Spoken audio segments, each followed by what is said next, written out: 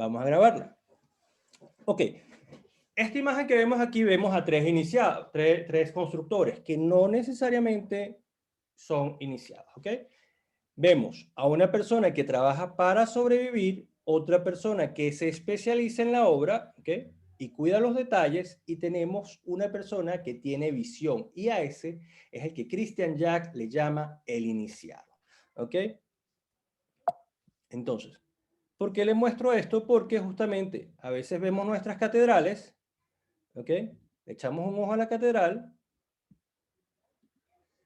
pero pasamos, pasamos de vista y no hacemos una pequeña reflexión acerca de lo que está frente de nosotros, ¿ok? O no tenemos visión acerca de lo que está frente de nosotros.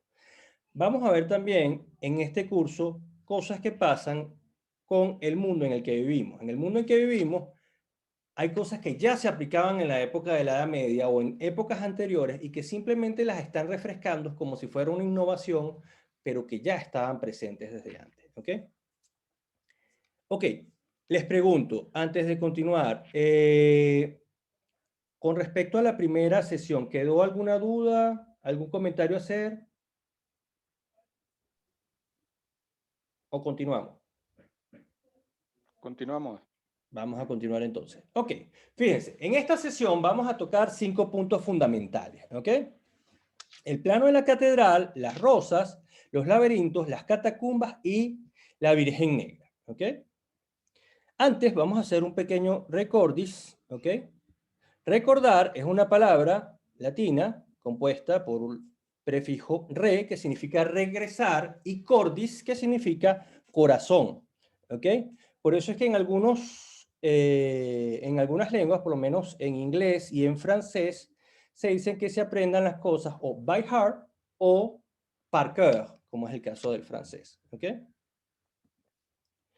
La clase pasada hablamos de la alquimia, ¿ok?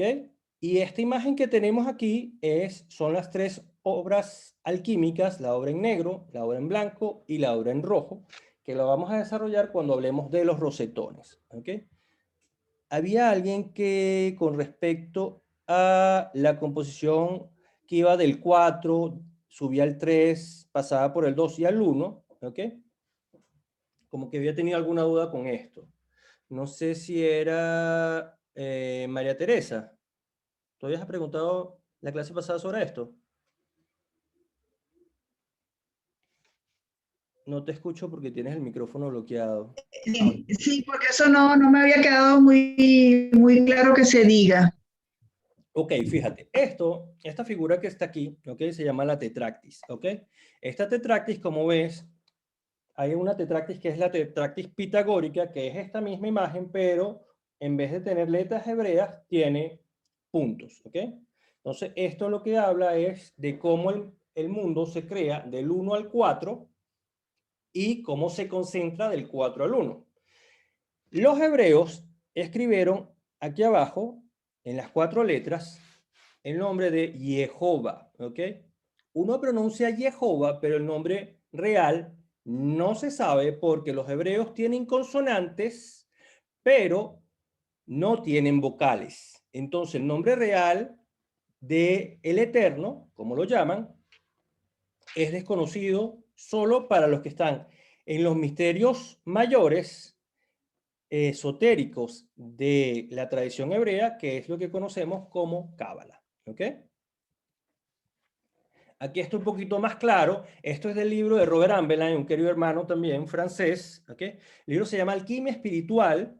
Es un libro muy bueno porque tiene muchas ilustraciones sobre el proceso alquímico. Entonces, fíjense que él lo presenta. Abajo vemos la imagen de los 4 elementos representados también en el ser humano por las virtudes: templanza, justicia, fuerza y prudencia. ¿Ok? Tenemos la composición triuna del hombre, que es el neuma, que habíamos hablado, representada por este símbolo que se llama azufre.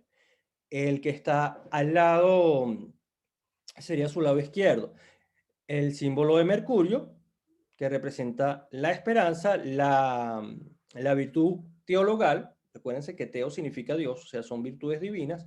Y del otro lado, que debería ser un círculo con una línea horizontal que lo atraviesa, la virtud de la caridad. Esta tetractis evidentemente sube al 2, que serían ciencia y sustancia, donde está la inteligencia y la sabiduría en el hombre, y al final está la divinidad. ¿Ok? Entonces, ¿qué es lo que se busca presentar aquí, María Teresa? Es ir del 4 al 1, y entre esa trayectoria, los puntos que hay que tocar son 10. Matemáticamente son 10. ¿Ok? Tienes 4 más 3, 7, más 2, 9, más 1, 10. ¿Ok?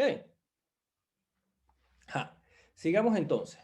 Hablamos de nuestros 4 elementos. ¿Ok? Y está el dominio de los 4 elementos en la parte terrenal. La composición triuna del hombre, espíritu, alma y cuerpo. Y aquí voy a salirme un poquito de la presentación para mostrarles por qué les hablo de esta composición triuna también. Porque esta composición triuna, según el ilustre y poderoso hermano René Guélon, él la presenta también en esta dualidad. ¿Ven la imagen? ¿Ven mi imagen? No, no la ven todavía. Ahora sí la van a ver. Fíjense qué interesante, ¿ok? Aquí vemos dos símbolos en azul que son alma y cuerpo, y tenemos uno en rojo que es el neuma o el espíritu. ¿Lo ven? Ok. Sí. El neuma y el espíritu es lo que se define como personalidad, ¿ok? Y el alma y el cuerpo sería nuestra individualidad. ¿Por qué eso se llama personalidad y por qué eso se llama individualidad? Aquí la etimología de las palabras es clave en los símbolos. Personalidad es una palabra compuesta, ¿ok?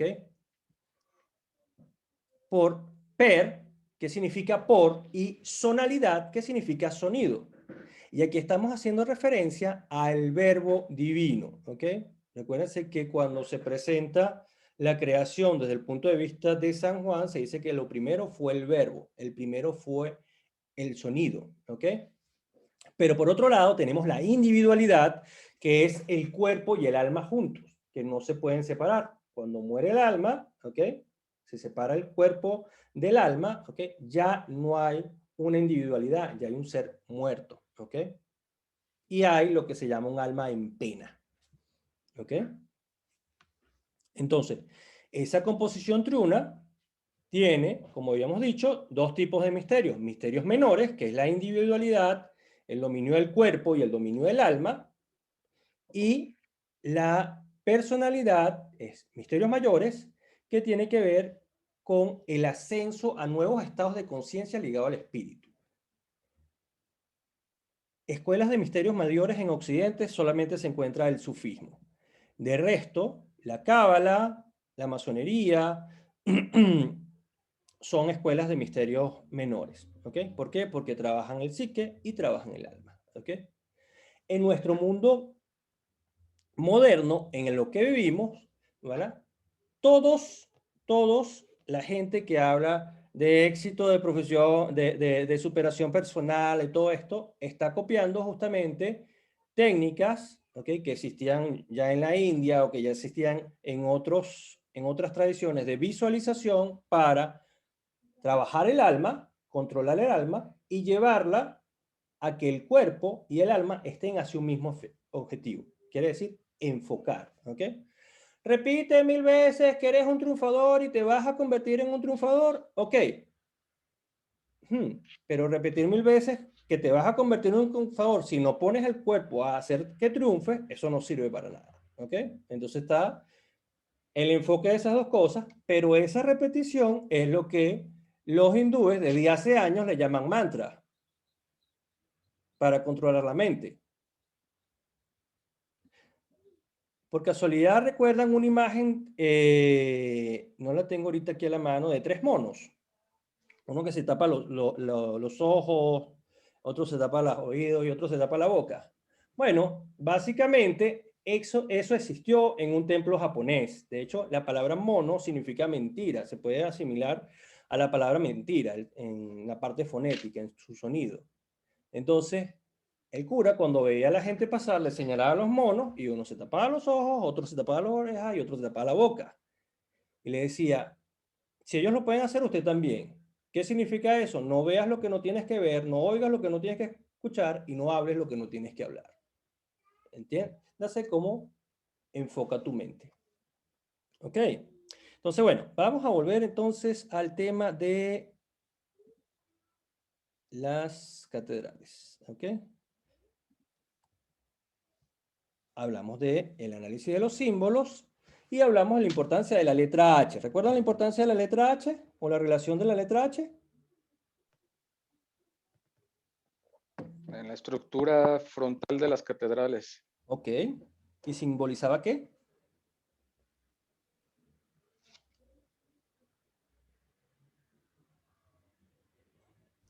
Una de las letras del alfabeto griego, eta. Exacto. Era el expandir del espíritu. Estaba relacionado también con el sol. ¿Ok? Entonces, bueno, aquí básicamente comienza nuestra segunda sesión y nuestra segunda sesión comienza con un capítulo de Fulcanelli donde habla del plano de las catedrales. ¿Ok? Todos sabemos o todos imaginamos que el plano de las catedrales es una cruz latina, ¿ok? En la mayoría de los casos, aunque en la época moderna esto ha variado muchísimo, ¿ok? Por lo menos en Colombia, donde me encuentro, hay una catedral que se ha hecho bajo una mina de sal, ¿ok? Que es todo lo contrario a la elevación, pero digamos que es cómo se manejaron ellos, ¿ok? Esta cruz latina estaba dirigida hacia el oriente, hacia donde sale el sol, ¿ok? La parte superior, que se llama girola, ¿ok? Estaba enfocada hacia el oriente. ¿Por qué? Porque ahí es donde sale el sol llegaba a iluminar el altar y el sol era el símbolo de Dios, ¿ok? Pero vayamos un poquito más en el símbolo. Fíjense qué sucede cuando ampliamos un poco más este símbolo, ¿ok? Ok. Nuestro conocimiento, nuestra gnosis, ¿ok? Y nuestra escritura, ¿ok? Está ligada también a ese proceso solar, a esa búsqueda de la luz, ¿ok?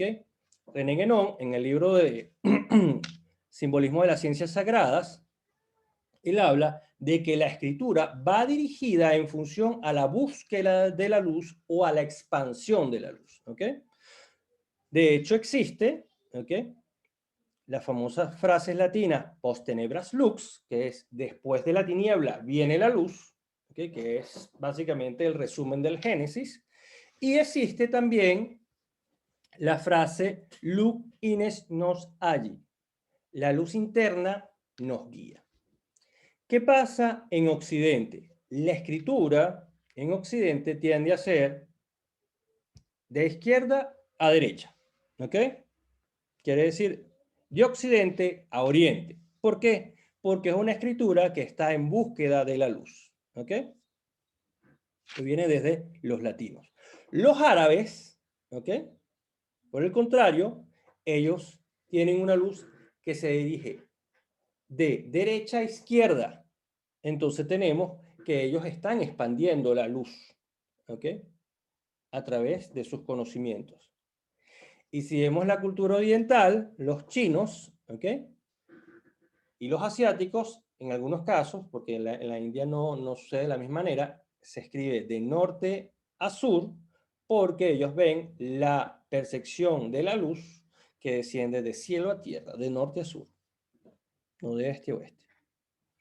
¿Ok? Otra cosa importante, cuando vemos esta cruz, que está formada evidentemente por un horizontal y una vertical, esta cruz se va a convertir en el símbolo de Cristo para el cristianismo, evidentemente, ¿ok? Pero en esta cruz tenemos a un iniciado que muere bajo los 4 elementos. Jesús no murió colgado, ni le metieron una puñalada, ni le cortaron la cabeza. No, es un símbolo. Él es un símbolo. Él trascendió el mundo material y por eso sube a los cielos. desciende a los infiernos y sube a los cielos. Es la cruz de Constantino, también, que se le aparece a Constantino en un sueño, que le dice, por este signo vencerás, pero también la cruz viene la palabra crisol, ¿ok? Y el crisol es este envase que vemos aquí, ¿ok? El envase hermético donde se cocina la gran obra. ¿Quién es o qué es la gran obra? La gran obra en cada uno de nosotros es la luz que hay en nosotros. ¿Ok? Es nuestro iniciado realizado. ¿Ok? Importante aclarar un término que es el nombre de Cristo. ¿Ok? Jesús en la Biblia no se llama Jesús. En la Biblia, el ángel que se le aparece a María le dice que su hijo se llamará, ¿sabe cómo se va a llamar el hijo de María?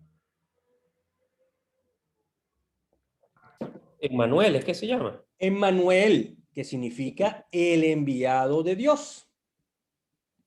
Eso significa Emmanuel. Jesús es maestro y Cristo significa el ungido. ¿El ungido de quién o de qué? De la gracia divina. De hecho, entre los alquimistas existe un acróstico llamado vitriol o vitrolium. Y ese acróstico son las letras iniciales de la frase visita interior de la tierra y rectificando encontrarás la verdadera medicina. Vitrolium también es vitroolium. El aceite vitrio. ¿Okay? Y curiosamente también se le llama así al vitrol, que es el azul que utilizan para hacer los ventanales y los vitrales de las catedrales. ¿Ok? Ok, entonces, tenemos por un lado, en la cruz del plano de la catedral, podemos ubicar también los laberintos. ¿Ok? Los laberintos también fueron llamados caminos de Jerusalén. ¿Y por qué se le llamaban caminos de Jerusalén? ¿Sabe alguien por qué se le llamaba así?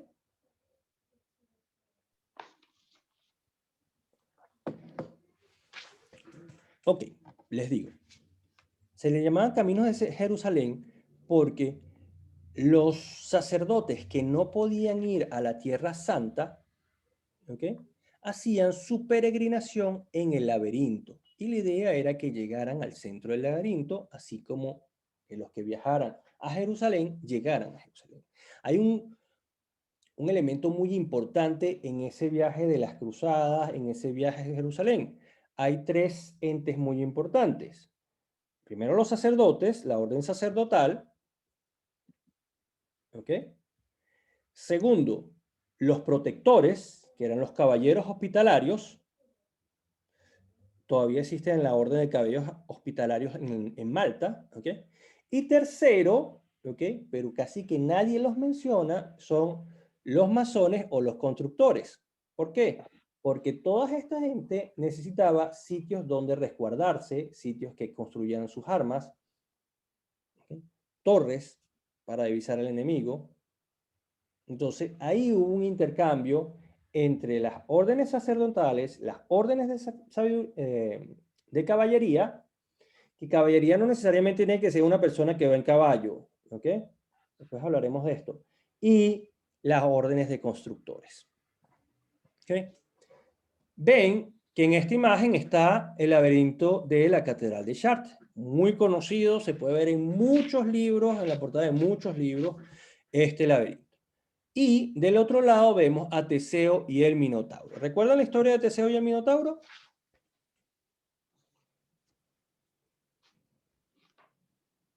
¿No la recuerdan? Bueno, vamos a recordar un poquito.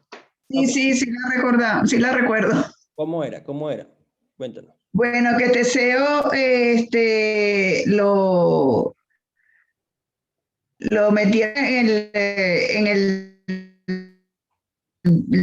ese laberinto lo mandó a construir el rey Minos para encerrar al Minotauro, fue el monstruo que tuvo su esposa en su relación con un toro muy hermoso que le regaló Poseidón a Minos.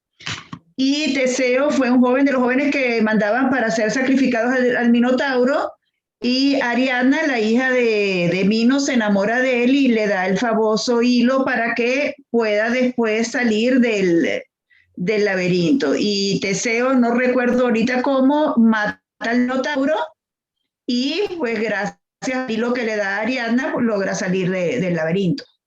Excelente, excelente. Muy bien, muy bien. Vamos a ver la simbología que le da Fulcanelli a el Minotauro y al laberinto, más al laberinto que el Minotauro. Primero, él hace referencia a el nombre de Ariadna y dice que Ariadna es un nombre que está ligado al simbolismo de la araña, ¿ok? Y Teseo tiene como significado luz orientadora, ¿ok? ¿Por qué él habla de la araña y por qué él habla de la luz orientadora y por qué habla del laberinto en el cual dos acciones, entrar y salir?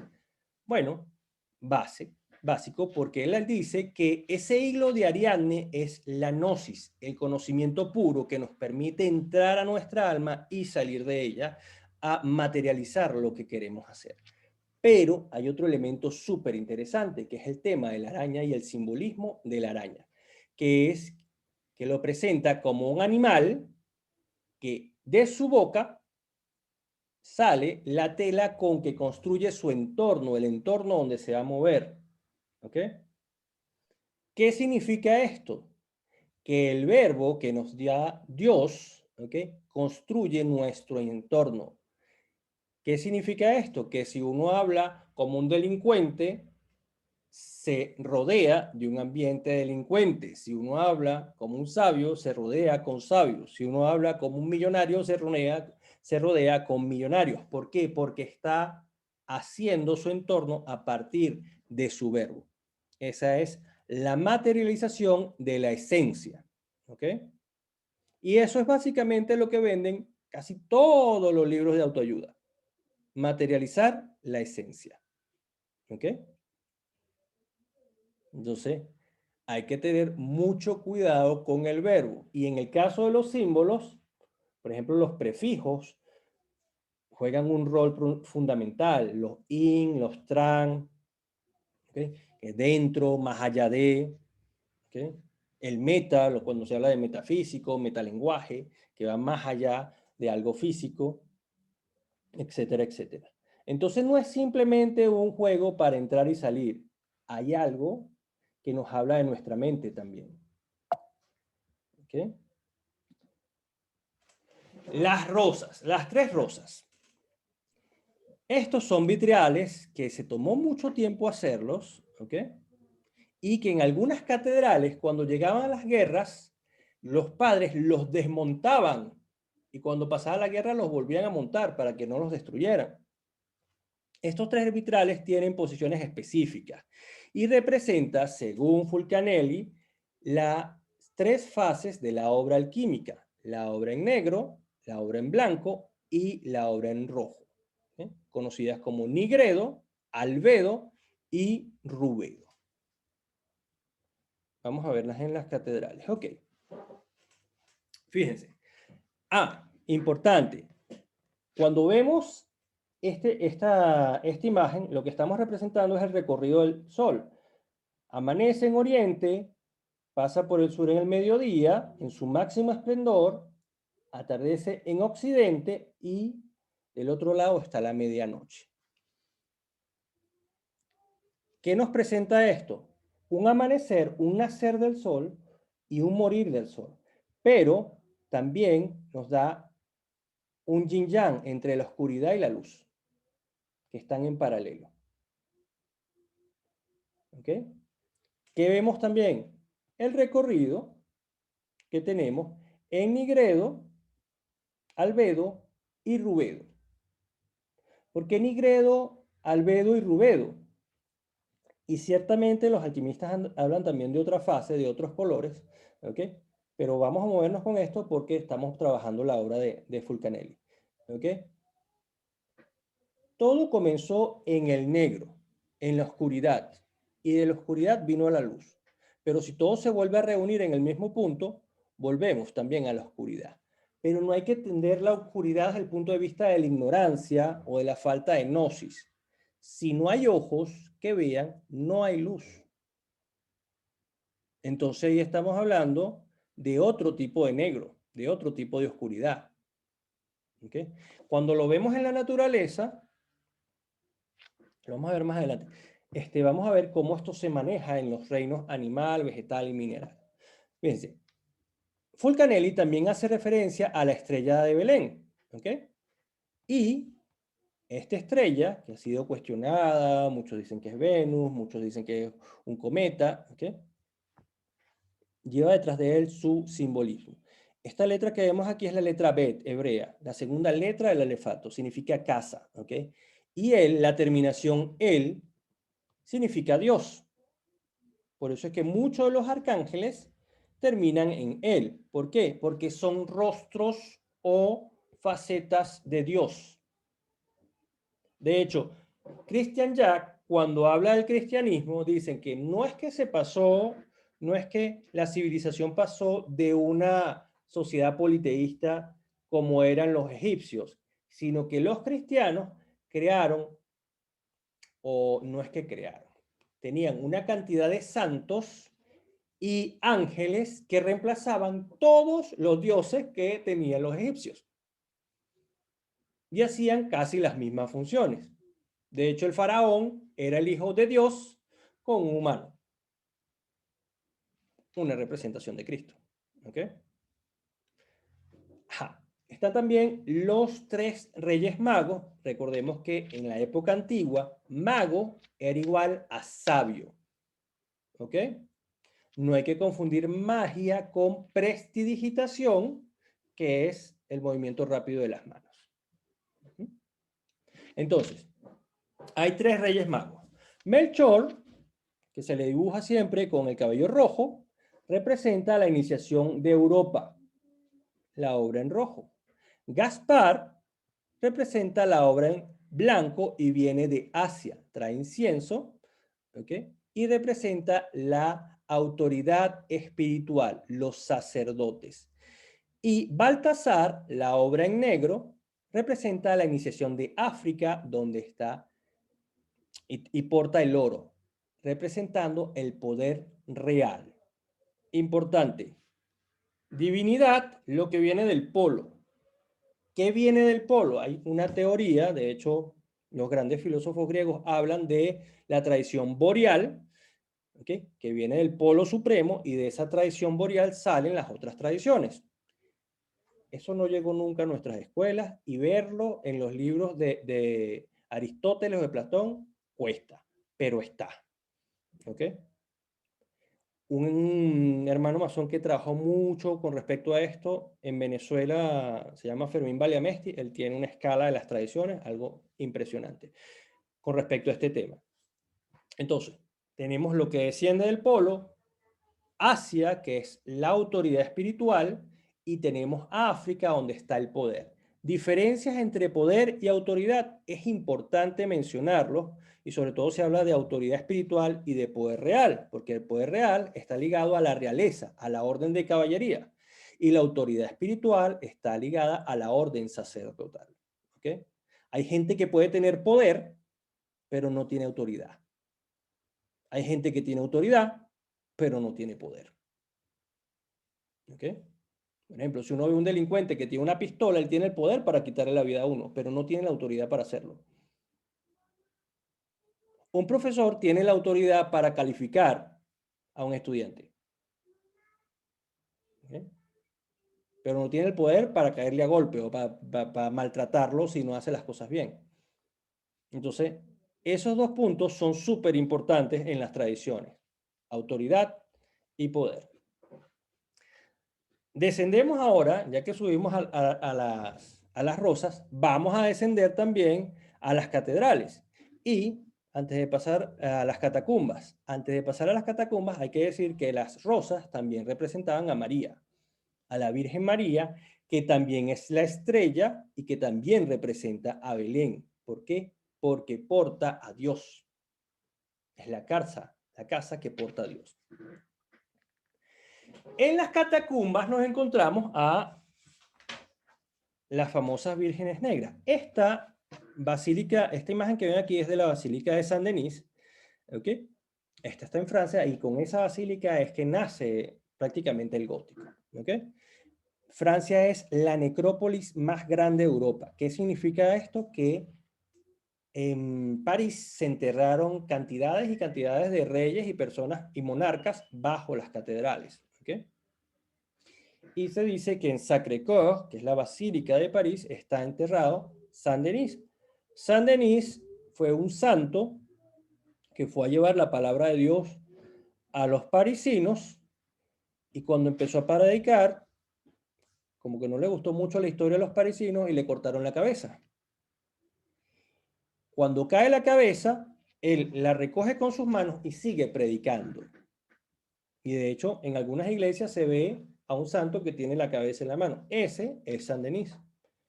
Dicen que después a Saint-Denis, como sigue predicando, lo lanzaron al río Sena y ahí no pudo predicar más porque era muy difícil llevar la cabeza y seguir nadando. Era algo complicado. Pero los que reconocieron, los reyes que lo reconocieron como santo, hicieron una basílica y lo hicieron patrono de París, que lleva ese nombre por una tribu llamada los Parisis, que se dice era descendientes de Isis, de la diosa Isis. Entonces todo está enlazado.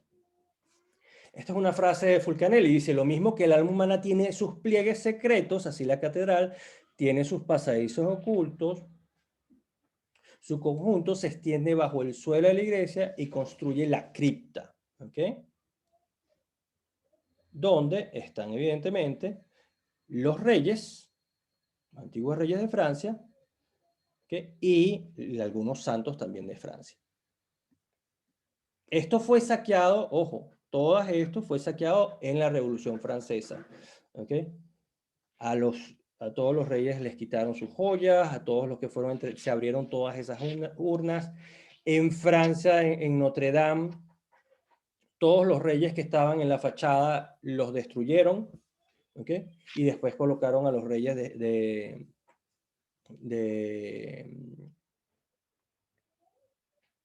las tribus de Israel, ¿ok? Pero todo eso fue devastado, ¿ok? Después de la Revolución Francesa. Bajo estas catacumbas se encontraban estatuas de Isis que fueron llamadas después vírgenes negras. Ven que está casi igual la representación de la Virgen con el niño en brazos. ¿Recuerdan qué significaba la palabra catedral? La cátedra de... La silla, pues, el sitio. Ajá. Era la silla, exactamente, era la silla donde se sentaba el catedrático, donde se daba la instrucción. Bueno, aquí hay dos sillas, una de piedra y la otra silla es la diosa Isis, donde está sentado el dios Horus, que se asimila también en la religión cristiana, también se asimila a Dios. Veamos este video. Isis es una de las deidades más conocidas del antiguo Egipto. Forma parte de la Eneada, una familia de 9 divinidades descendientes del dios creador Ra, una de las más importantes de esta civilización. Su nombre egipcio es Ast, que significa trono, un elemento que simbólicamente representaba a la madre del rey. Isis era el ideal de esposa, protectora del faraón y de todos los mortales, así como la patrona de la naturaleza y la magia. Habitualmente se la representa con un trono y un disco solar sobre la cabeza, y a veces puede tener unas largas alas bajo sus brazos. En una mano sostiene un báculo, y en la otra un ángel o cruz de vida, símbolo de la inmortalidad. Ok. Veamos un poco la continuación de este video. La imagen de madre sacrificada y protectora de Isis fue asimilada más tarde por el cristianismo en la figura de la Virgen María. Se puede ver en algunas de sus representaciones en las que ambas aparecen sentadas con su hijo en el regazo, a punto de amamantarlo. La figura de Isis como diosa madre protectora, bajo una u otra forma, se ha mantenido a lo largo de la historia. Se puede seguir su rastro en muchas culturas, y hoy en día sigue despertando la fascinación de los que descubren su historia. Ok, entonces vemos una relación con la diosa egipcia Isis, a la cual se le hicieron muchos templos en Europa, y la Virgen María, que viene a ser como una especie de actualización en nuestra tradición cristiana. Ojo, esto es lo que en el esoterismo se llama síntesis, más no sincretismo. No es que Isis era María, no. No es que Jesucristo era Horus, no. Es que los dos cumplían la misma función, porque lo importante, ¿okay?, en las culturas tradicionales es ver que el símbolo se representa, sea bajo Cristo, o bajo el nombre de Horus, o bajo el nombre del Tot, pero lo importante es la función. ¿Por qué? Porque cuando se presenta a Cristo, ¿okay?, no a Jesús, sino a Cristo, como yo soy el camino, la verdad y la vida, el que quiere llegar a Dios tiene que pasar por mí, ¿okay?, te está invitando a que hagas ese recorrido, ¿okay?, de aumentar tus niveles de conciencia para que te unas con el Eterno y seas uno con el Eterno, con la obra del Eterno. No es que el ser humano es Dios, no. Él tiene la posibilidad de divinizarse y, como lo dice Christian Jack, la forma que consigue el hombre de divinizarse es a través de los ritos. ¿Ok? Ok. Vamos otra vez a etimologías de las palabras que son fabulosas en el campo del simbolismo. ¿Ok? En muchas de estas, como habíamos dicho, en muchas de estas criptas se encontraban las vírgenes negras. Las vírgenes negras, ¿ok?, ya sabíamos, ya hemos visto que es una representación egipcia de Isis, pero también era la Virgen Madre. Y madre, ¿ok?, la palabra madre significa materia.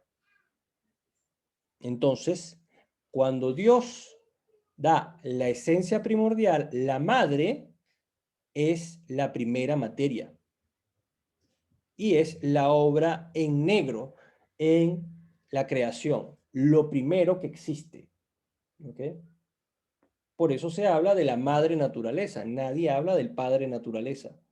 ¿Por qué? Porque la naturaleza es una obra manifestada. ¿Okay? Cuando construyeron Notre Dame, y esto lo menciona también Fulcanelli, dice que del Parvis, que es como quien dice el patio o el jardín que está alrededor de la catedral, existía un monolito de tierra y otros elementos que hacían referencia también a la purificación bajo los elementos tierra, aire, fuego y agua. ¿Ok? Este monolito, según lo presentan, pareciera ser que portaba esta imagen en la piedra. ¿Ok?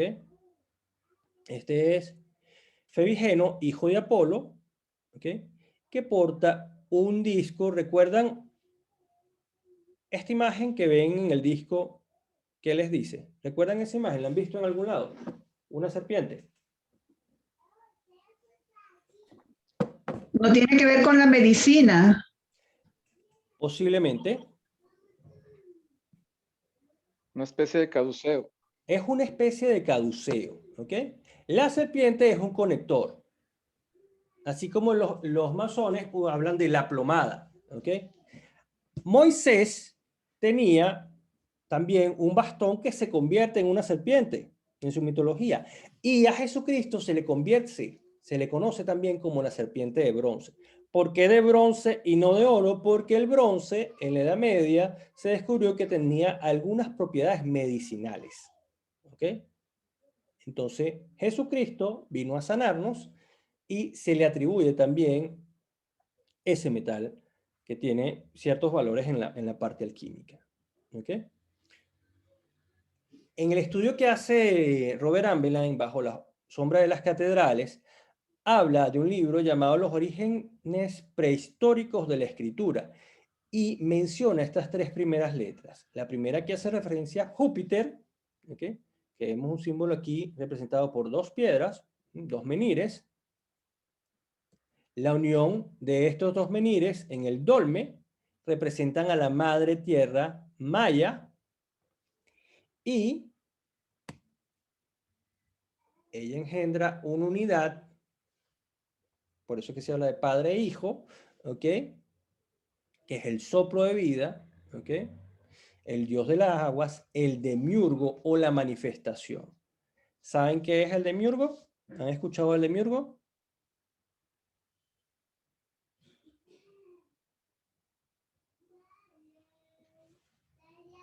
¿Sí? ¿No? ¿Más o menos? Ok. El demiurgo, para los griegos, es el constructor de toda la manifestación. Él construye todo, lo bueno, lo malo, todo lo que haya en la manifestación. Del universo no entra ni sale más nada de lo que ha puesto el demiurgo. ¿El demiurgo es bueno? ¿El demiurgo es malo? No, el demiurgo es todo. Es bueno y malo. Es lo que hay y lo que no hay. ¿El demiurgo es Dios? No, Dios está sobre el demiurgo. ¿Por qué? Porque Dios está sobre la manifestación.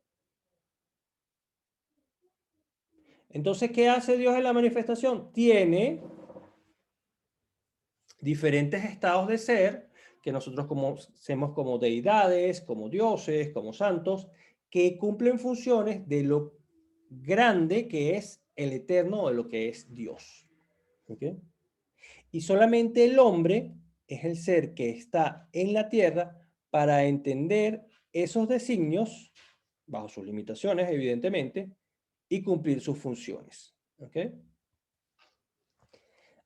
Hablamos de un monolito de tierra, una fuente con una estatua femenina, que tenía esta inscripción en latín, que dice: tú que tienes sed, ven aquí, si por azar faltan las ondas, ha dispuesto la diosa las aguas eternas.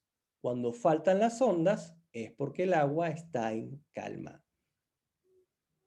Está tranquila. Y ahí se puede ver uno su reflejo, y ahí reposa la quietud. Un elemento básico para la meditación. A pesar que existe la meditación en movimiento, la quietud de la mente o del verbo es súper importante. Solo Dios hablará cuando uno aprenda a callar. ¿Okay? Y finalmente, un personaje súper interesante, una estatua del coloso San Cristóbal, símbolo de fuego. Cristóbal, relación con Cristo. Cristóbal también significa el portador de la luz, el portador de Cristo. Y este santo, anteriormente, en la Edad Media, se le hacía una cara de perro. ¿Por qué se le hacía una cara de perro a San Cristóbal y no de gato o no de buey? ¿Qué simboliza el perro para nosotros? ¿Qué es el perro para nosotros, los occidentales? ¿Es un animal diabólico? ¿Es un animal bendito? ¿Qué es? ¿Qué representa el perro? ¿Por qué se dice que el perro es el mejor amigo del hombre, por ejemplo? Por la fidelidad. Protector. Protector fiel. Cuidador. Protector. De hecho, tanto el cielo como el infierno tienen su perro. ¿Saben cómo se llama el perro del infierno? Se llama Cancerbero. ¿Y el perro del cielo? Se llama Canícula. Y es el día más caluroso del año.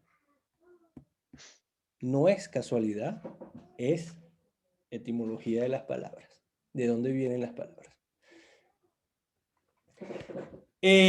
Fulcanelli también desprecia un poco los movimientos que están antes y después del gótico.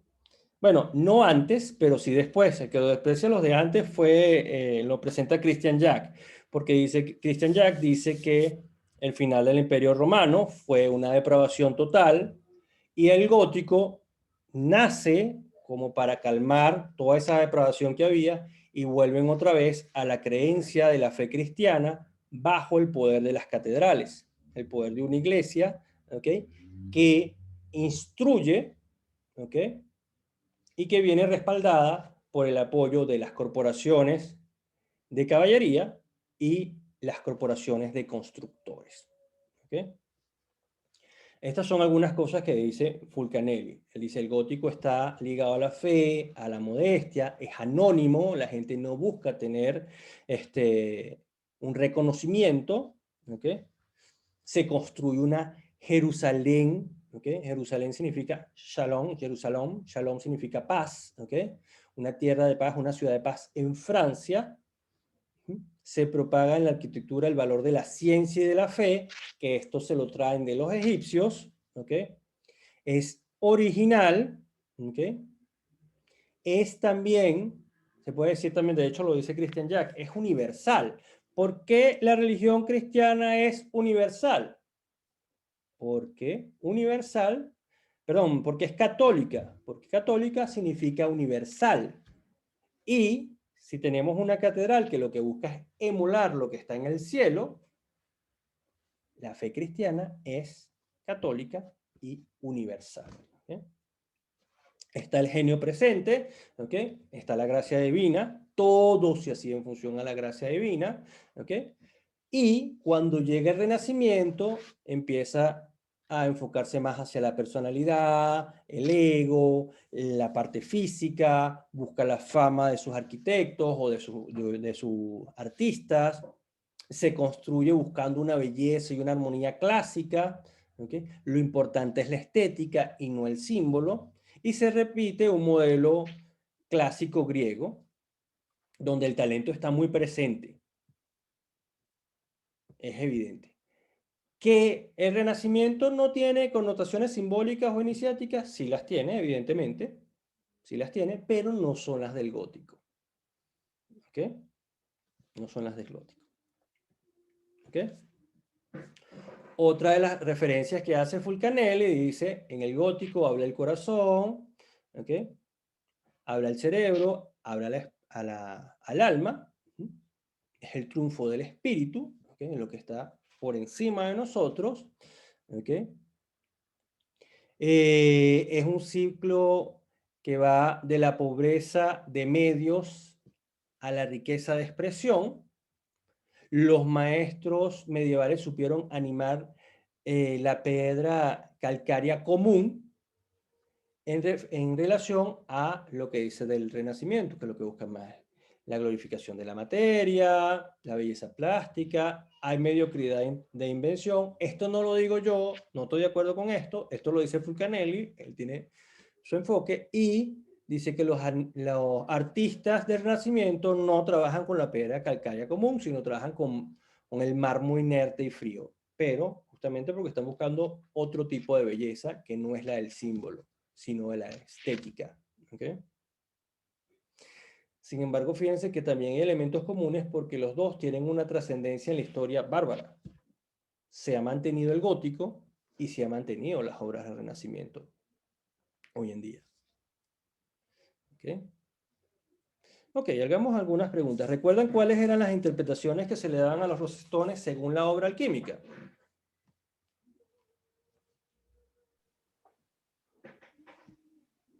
Eran los tres estados de la materia, ¿cierto?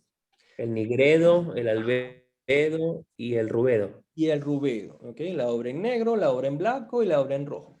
Ajá. Y uno se pudiese preguntar, ¿y por qué son esos colores? Bueno, ya dijimos que el negro era oscuridad, de la oscuridad pasamos a la luz, ¿y por qué de la luz pasamos al rojo? La obtención de la piedra filosofal. Exactamente, exactamente. Ya estás trascendiendo la luz que ven tus ojos, ya es otra luz. Ya eres bañado por el aceite de los dioses, ya eres Cristo. ¿Sí? Ya trascendiste los 4 elementos, la cruz. Que ojo, la cruz también se puede ver como la unión del horizontal y la vertical, donde vemos una vertical que representa el espacio donde nos movemos, ¿ok? Y uno horizontal donde está el tiempo. Pasado, presente y futuro. Hay una obra genial de René Guénon que se llama El símbolo, el reino de las cantidades y signos de los tiempos, donde se habla de la simbología de Caín y Abel. Caín mata a Abel, eso ya todo el mundo lo sabe. Pero esta simbología, ¿dónde nos lleva? Si hablamos de espacio y tiempo. Si tendríamos que darle un nombre, si tendríamos que asimilar a Caín con el tiempo y con el espacio, ¿cuál sería? Y si tuviésemos que atribuir el nombre de tiempo y espacio a Abel, ¿cuál sería? ¿Qué creen ustedes? ¿Y por qué? ¿Caín sería el tiempo o el espacio?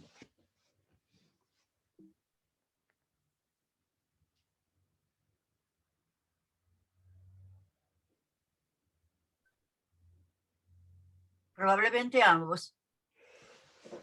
Sí, pero es que tienes dos. Tienes tiempo y espacio, tienes Caín y Abel. ¿Quién sería Caín y quién sería Abel? ¿Quién mata a quién? ¿El tiempo mata el espacio o el espacio mata el tiempo?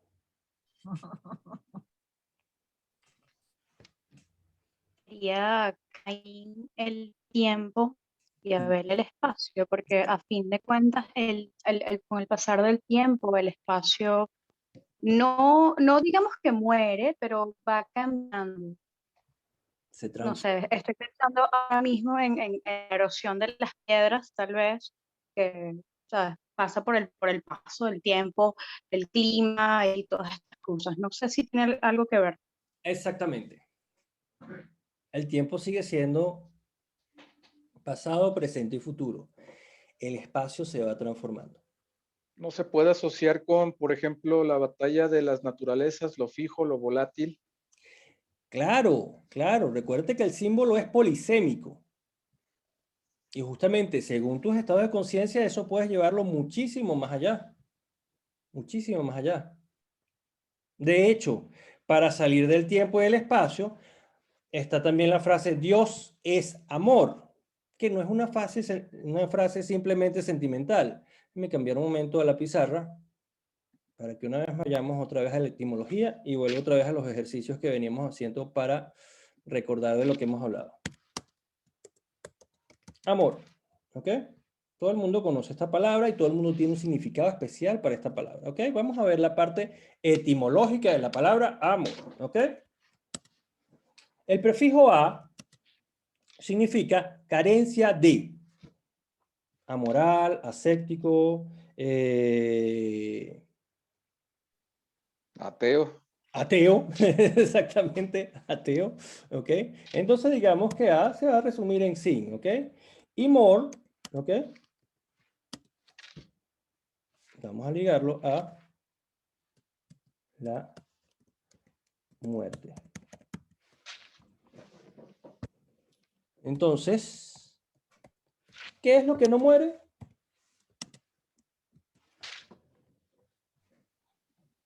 La muerte. Dios.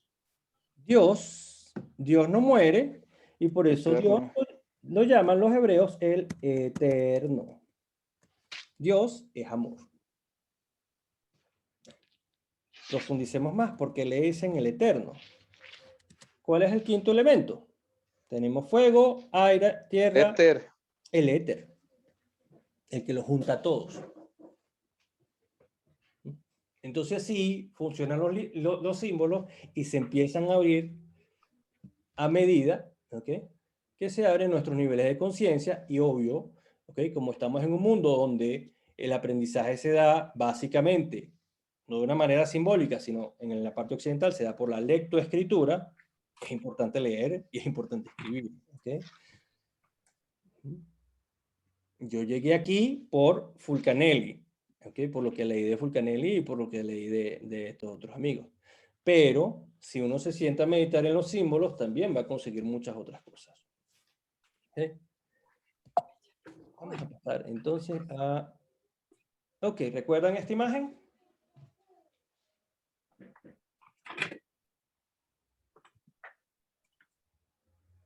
¿Qué dijimos de esta imagen? ¿Qué significa la palabra Belel?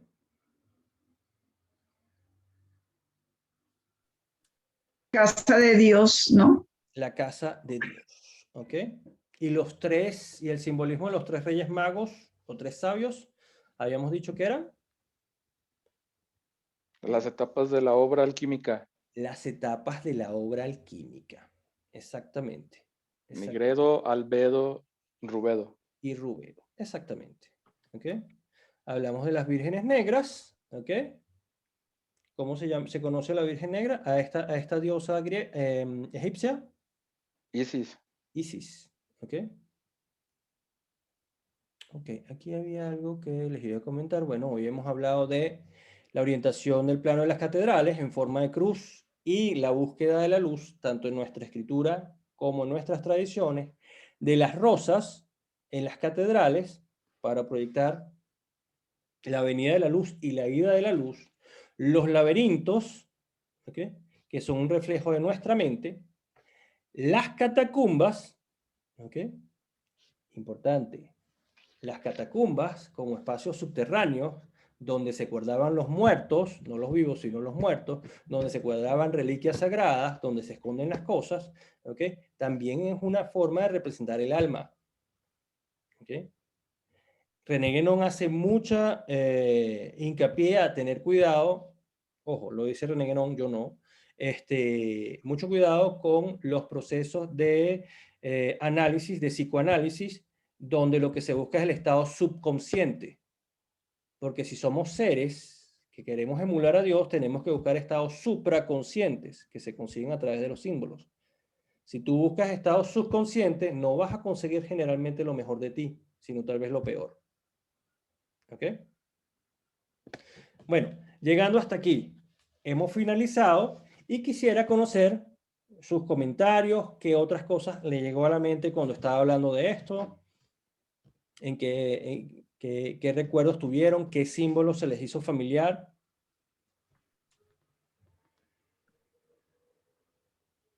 Espero a mis compañeros, a mí sí me gustaría hacer una participación final.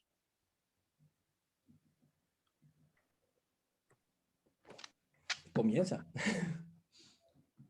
Bueno, Okay. Con respecto a las primeras láminas que nos mostró sobre el Palacio Cerrado de la Reina, donde nos hablaba de la templanza, la justicia, la fuerza, la prudencia, la sabiduría. Ya lo ubico. ¿Sí, sí me escucho bien? Sí, sí, sí, sí, sí. Muy bien. Yo, bueno, en la ciudad donde yo nací, en Guadalajara, Jalisco, hay un monumento muy importante, muy representativo para las personas que nacimos en esa ciudad, que se llama el monumento a la Minerva, a la diosa Minerva. Eso es parte de la simbología que más adelante me gustaría hablar y platicarlo con ustedes, pero lo que sí es muy importante, al menos para mí, mencionarlos, que parte de, les voy a mostrar lo que es una fotografía en la cual se aprecian tres palabras que están por debajo de la edificación, las cuales son justicia, sabiduría y fortaleza, y acompañadas de la frase que termina, custodian esta leal ciudad. Voy a tratar de mostrárselas. Wow. En la parte, bueno, no se va a alcanzar a apreciar muy bien, en la parte inferior, izquierda, derecha, está la frase. Pero, pues aquí, aunado al curso o a lo que estamos tocando el tema, no es casualidad que estén ahí esas palabras, las de justicia, sabiduría y fortaleza, en las cuales vienen precisamente en la lámina que usted nos mostró. Es parte de la simbología o el simbolismo que hay en mi ciudad. Bueno, aunque no estoy radicando ahorita en mi ciudad de origen, pero más adelante me gustaría también compartir cierta simbología que hay en la ciudad. Y por último, tengo las anotaciones ahora sí que en mi teléfono. quizás para los compañeros que de repente se puedan preguntar de dónde sacó el profesor lo de la araña y Ariadna, recordar y enfocar lo que decía Fulcanelli sobre la raíz fonética, en este caso de la cábala fonética. La parte de Ariadna viene a ser lo que en griego sería airagne o aracne, araña. Entonces, mucha de la parte para entender a Fulcanelli es la cábala fonética, es una de las claves que él siempre dice incluso en sus obras. La otra es la de Virgo paritura, que es la de virgen, la tierra antes de su fecundación. Es una de las, ahora sí que, significados, ¿no? De por qué las vírgenes negras. Y lo último, lo de San Cristóbal, que igual usted estará de acuerdo, profesor, que Fulcanelli lo menciona y más adelante lo detalla, ¿no? O sea, el significado de Cristóbal, que era el que lleva el oro, y la referencia al mercurio como elemento en la obra, en la gran obra. En la gran obra, claro. El mercurio es el mensajero de los dioses, es el intermedio, y cuando lo llevamos al plano humano, es el alma. Y esa alma puede elevarse hacia el cielo, ¿ok? A través de las virtudes, o puede descender al infierno a través de los vicios. Por eso es que en ciertas tradiciones iniciáticas se habla de construir templos a las virtudes y calabozos a los vicios. Y por eso es que en ciertas tradiciones iniciáticas la triada es fuerza, justicia, soy fuerte, yo establezco y tengo sabiduría. Sé cómo construir todo eso. Eso es lo que mantiene la catedral viva. Justamente el lema del que les hablaba, que se menciona ahora sí que en... Por WhatsApp sería genial. Sí, claro que sí, les comparto esa información. Vale, de mi parte es todo. Muchas gracias. ¿Algún otro comentario? Bueno, ahorita que vamos a salir a Semana Santa, les recomiendo, si pueden ver algunas catedrales, y hacer un poquito de reflexión de esto que hemos visto, o buscarlas por internet, las que tengan cerca de su casa, o en el lugar donde van a ver muchas cosas más. Estoy seguro que van a ver muchas cosas más, y si las pueden, transmitir por WhatsApp, sería muy buena. ¿Vale? Bueno, muchísimas gracias. Sí. Muchísimas gracias a todos por estar aquí, y nos veremos entonces la semana que viene. ¿Vale? Saludos, gracias. Hasta luego. Vale. Que pasen muy buenas tardes. Hasta luego. Gracias, buenas noches. Gracias, gracias a todos. Hasta luego. Buenas noches. Buenas noches. Buenas noches. Buenas tardes, noches.